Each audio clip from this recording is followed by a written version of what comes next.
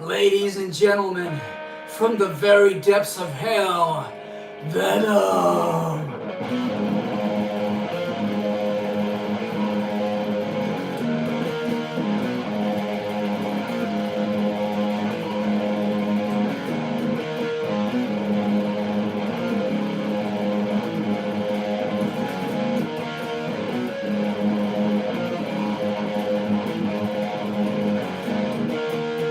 So, today I'm going to do a thing on Venom. Guys, I got my new Venom shirt here that I've been waiting for.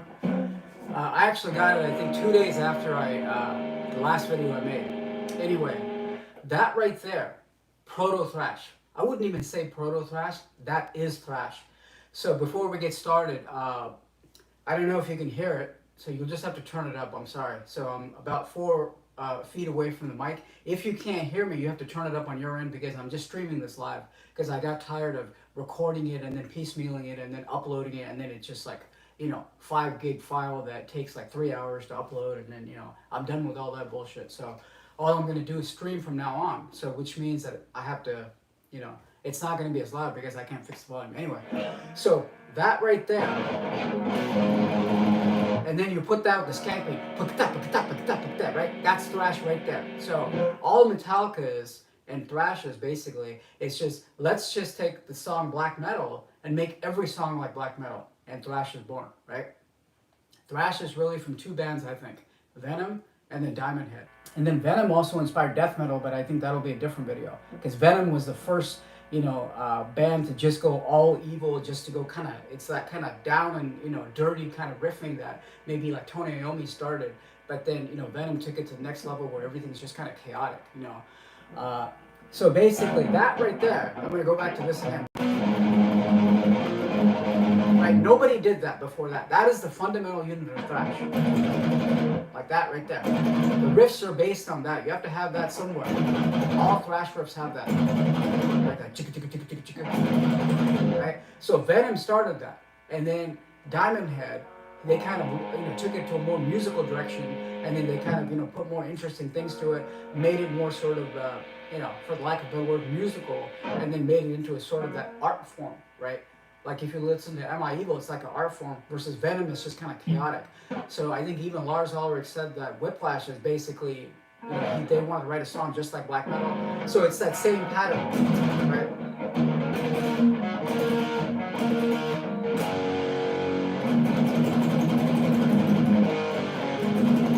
Right, same thing, black metal. He admitted it. So he basically admitted it and said, oh, that's kind of like our black metal, that's where I got it from. So anyway, and Kill 'Em All, Venom toured with Metallica. That must have been one hell of a show, But anyway, give me the first 3 Venom albums over the first 3 Metallica albums any day. Because, I just think the first 3 Venom albums are just, if you don't like Venom, I don't think you can say you're a metalhead, especially from that kind of time. The stuff that's going on today, it's not even metal. I don't know what the hell's going on today because, well, that's a different topic. Anyway, I'm not going to get into that right now. But, so we'll start there. So we established the fundamental unit of thrash. Okay? And Venom started that. And as I said, thrash, as we know it, the big 4 is basically, let's just make every song this.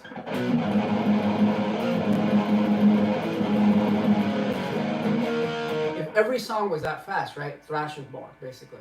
So, of course, Venom, they have a whole kind of category of ideas. They go from that, they can go from evil. So they really invented all kind of genres, like, like black metal.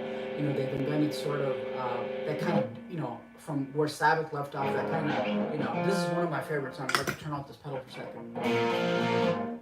Still a little bit of distortion.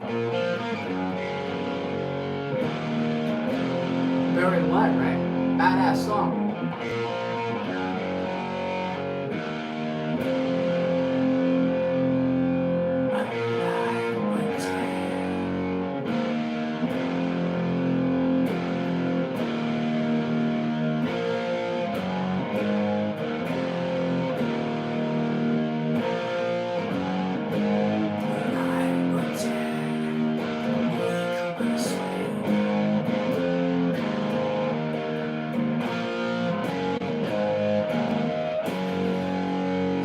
me dead. And and he goes on, he goes.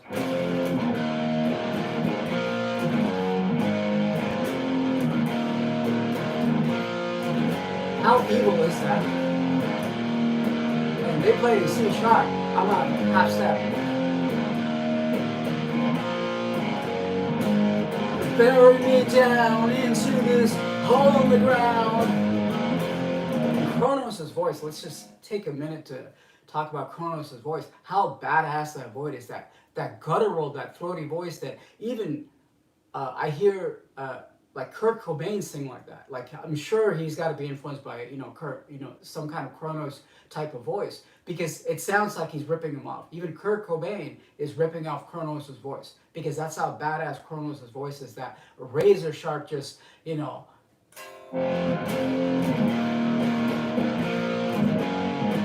they bury me down into this hole in the ground. I can't do it, man. And he's just like, that razor sharp, just, he's just right there. But anyway, that's the same voice as Kurt Cobain. So Venom is really influential to many genres.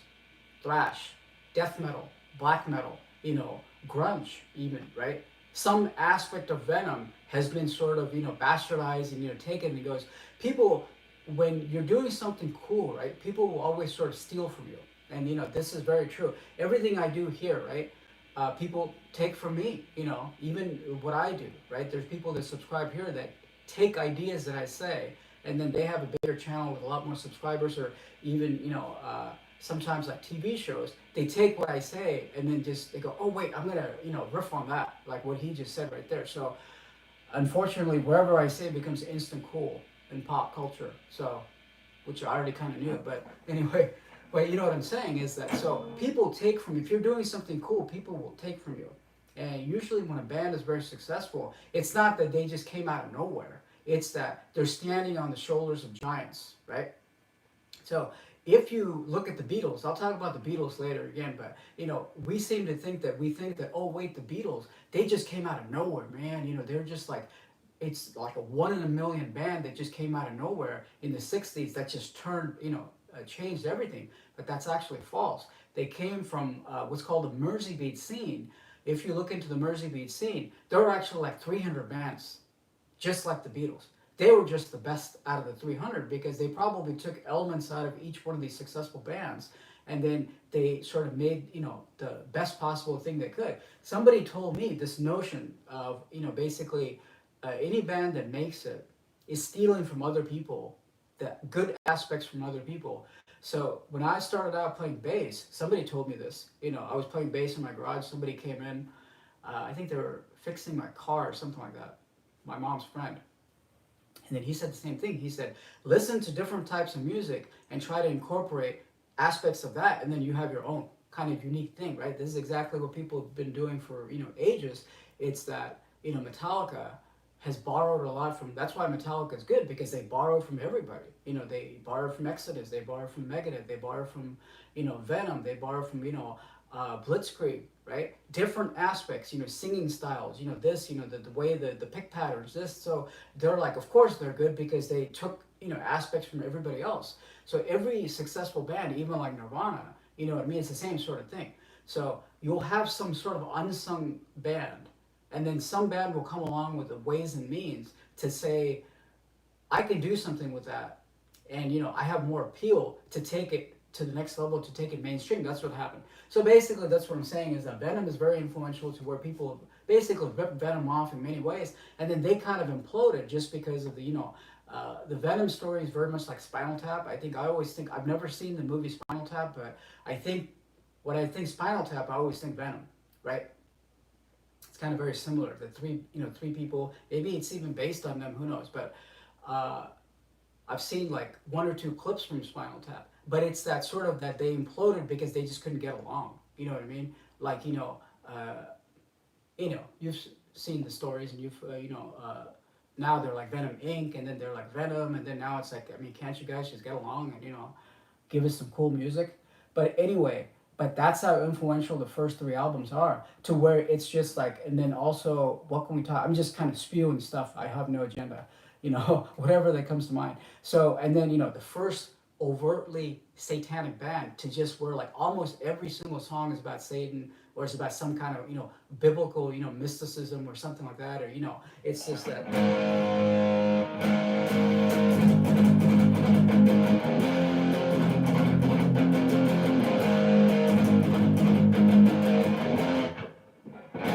Yeah, how cool is those lyrics? How cool is the way he sings?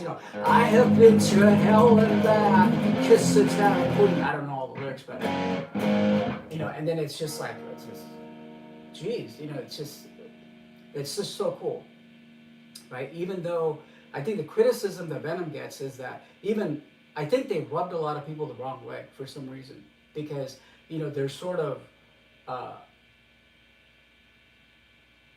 A little bit too like caricature, what I mean, like a caricature, right?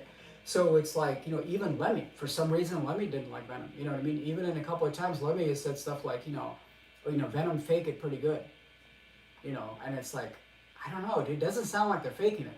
Maybe their level of musicianship, playing live, remember, playing in the studio is really all you need. Playing live is a completely different thing to where like now you have to take it on the road and you have to do it over and over again. That's more of a performance thing. Maybe that's where like they kind of, they weren't, as good as maybe they wanted to be, but I think they're cool, But I'm just saying that, right, they take flack from everybody, right? Lemmy said that. If you ever heard the story with, like Black Flag, Henry Rollins, right? And he was just saying that, they played with Show of Venom and then, they had the whole, the fan blowing and then you know what? Having a fan when you're playing a show, that's something that everybody does. I need a fan, even though I don't have long hair. I need a fan because it gets hot under the lights, especially, right? And then you're moving around, I'm a standalone singer, but I've also played, sang and played guitar as well. But, you get sweaty, you need that air. So I don't know why that's such a bad thing. Everybody has a fan, And then he was just saying like, he was just talking shit about Venom, which is unfortunate. And then he was just like, but, and I think it's, the article's out there somewhere. So a lot of people have said bad stuff about Venom. I think even Venom in one of the shows, the Hammersmith shows, Chronos is just like, a lot of people are waiting for this band to make a mistake on stage tonight. If you're going to listen to if you want it to be perfect, go listen to studio albums. This is going to be pure chaos here. Venom is the mistake, stuff like that. But anyway, it's a really cool band, I think. And then I think they, they said that the weirdest thing is that they actually had a different singer before Chronos, right? Clive Archer, I think. And then he had actually formed those vocal patterns for a couple of those songs. And Venom, and Chronos was the bass player. He kind of took over after that. They actually practiced at church. So a lot of this stuff seems weird that, okay, Venom with every single song is almost about Satan, and then they're playing in a church. They're practicing and playing shows at a church. And then Mantas said that I think, after like the third or fourth gig, they're already playing to like 3,000 people. So they've always been like a headlining band, and it's just, this kind of stuff had never been done before. Right? And they probably themselves didn't know what they were inventing. Because when you're, onto something, other people will look onto that and be like, oh, wait, shit, that's a Diamond and Rough. You know what I mean? I could take that. We're going to just take that and then write every song like that. Like I said, Thrash is basically, if you wrote every song as hard and fast as black metal, the song Black Metal, right? So anyway, I could probably go on for 6 hours, but I just think they're the coolest band. The first 3 albums especially. Even the At War with Satan, that one song, the first song, which goes on for like 20 minutes. It's like, damn, So I think they are capable of playing intricate stuff that's, I really don't know why they get a bad rap, to be completely honest with you. Maybe it's just a performance bit, but I'm not, when I was riding the train, I used to ride the train from here to LA, right?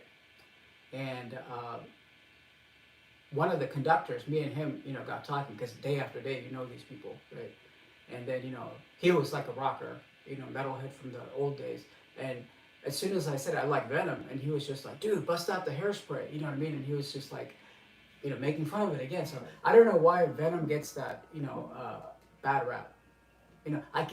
well, let me rephrase that. I can see why they get it. I just don't think that it's fair because they've been so influential to like everybody else. I think even I think James Hetfield said that Venom was way ahead of their time. It's that attitude, it's way ahead of their time. They understood the sort of the Kiss kind of performance aspect of it.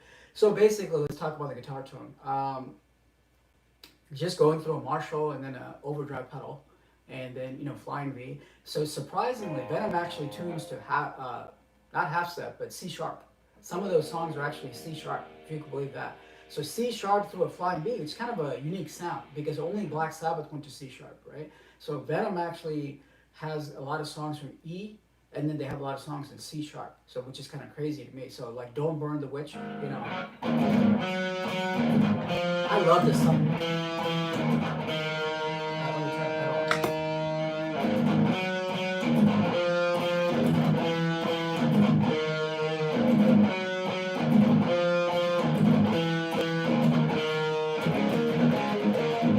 Whoops, sorry. How does it go?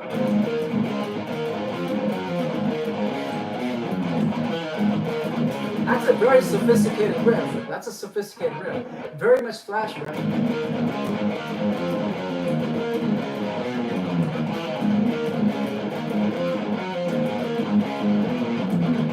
Witches burn across me, deserts in Counseling.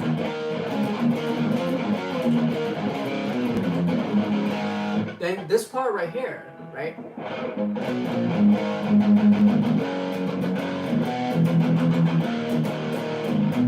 Don't burn the witch, the hell's rules are wrong. Something like that, right? Oh, the rules of hell are wrong. Don't burn the witch, the rules of hell are wrong. That little motif right there, right? You'll hear that a lot in Dave Mustaine. You'll hear that a lot in Megadeth because it's very thrashy. Like it's basic, like that little part. You'll hear it over and over again in Megadeth. Dave uses that pattern. Like you'll hear that in Megadeth over and over again, all the songs, right? So very influential band, and I think they invented thrash just by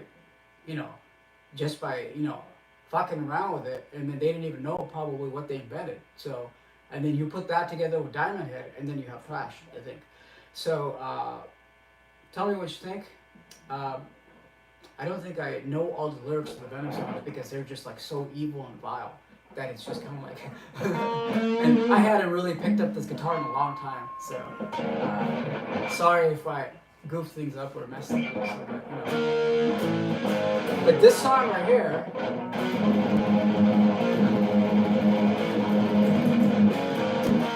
Right, that song right there. Mantas said he actually wrote, when he was taking a shit. So he took his guitar, he had to take a dump, and he took his guitar, and he sat there as he was taking a shit. He was just like, oh, this is cool.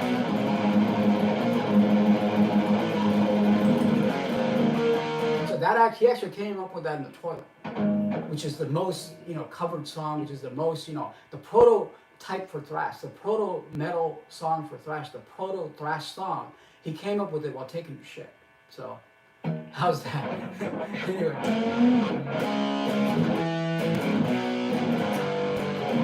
We used to cover that in one of my songs, one of my bands a long time ago. I don't think I'm playing it right. Anyway, guys, tell me what you think. Venom, very cool band. I like this shirt. Cool Venom shirt right here. And like I said, his vocals basically inspired a whole genre. Even, Chuck Schuldiner from Death said that Venom was really the first, that first band to kind of take it to like chaotic, kind of that, extreme, bit to where it wasn't just about this, it was a little bit about noise, it was a little bit about just kind of going crazy, right? So I think, Venom's, Chronos' vocals, along with like Lemmy's, right, has a lot to do with like death metal kind of influence. Like I said, Kurt Cobain sounds to me almost just like this, like Chronos. Like, like as if, that razor sharp raw throatiness that I think he borrowed from Chronos. Sounds a lot like Chronos to me. So they basically influenced a lot of bands across the, different genres, like I said, death metal, black metal, thrash, right? Thrash being the, the most popular, obviously, like I said, And then also, you know, aspects of grunge, that aspects of, I think they might have been the first band to like go completely kind of crazy with it and not be like kind of textbook in the sense that, oh wait, you know, everything's got to just fit right here and everything's got to be perfect. And then they kind of took it to where it's just like Chronos said, pure mayhem, pure, you know, chaos, right? So in a lot of aspects, I don't think they get the credit that they deserve. So I highly recommend you check the first 3 albums out, even up to the Possessed album. The first 5 albums, I think, you know, first 4 or 5, something like that. But I think the first album, you know, "1,000 Days in Sodom," one of my favorite songs. A lot of cool songs in the first album. Then also in black metal, I think that's in the first album, right? In black metal, a lot of songs that are, you know, really cool. Same thing at War with Satan, you know, a lot of those songs. And I think that Chronos' vocals, getting back to that, you know, we talk about vocals. If the vocal patterns aren't right, and if it's not delivered with the right kind of vigor, for lack of a better word, right, it's not going to work. That's, you know, for my original song, that's the trouble I'm having right now. So I'm looking at it going, well, I don't want to sing, because, you know, it's like a Sabbath kind of song that I'm doing. I don't want it to, because, you know, singing high is like an 80s thing, right? So maybe in the 90s they started singing kind of lower and higher, but it was more of a mixture. So I might go with like singing lower because I'm tired of singing high. You know, I don't know. I can do it, but I just think that it's just reminiscent of it's just gonna bucket it to, it's not something new. You know, it's just gonna bucket it to just that sort of thing. But like I said, Venom kind of broke the mold out of that to where he wasn't singing high, but then he was singing kind of guttural and low. And like I said, many bands have been influenced by it across many different genres. So probably one of my favorite bands, I would say. And then it's really cool to like listen to it after a long time. And then I think a lot of the vocal patterns, like I said, the first singer, Clive Archer, he kind of, if you looked at really old Venom pictures, right, he kind of had that black metal makeup on. And then they kind of abandoned that for some reason. So the vocal patterns of how this should go, that guy actually, you know, live like an angel, die like a devil, that, you know, thing, right? That's sort of that vocal pattern, because vocal patterns are very important, because if you're a singer, like I said, I think I talked to you about this before, one of the key things is that you got to be able to just freestyle like rappers do, because when you're when you go play in a band, right, everybody jumps in, you know, guitar player comes up with the riff on the spot, I mean, right, on the spot. The drummer just goes, oh wait, you know, the guitar player's inspired, he comes up with something, drummer goes, yeah, I can get in there.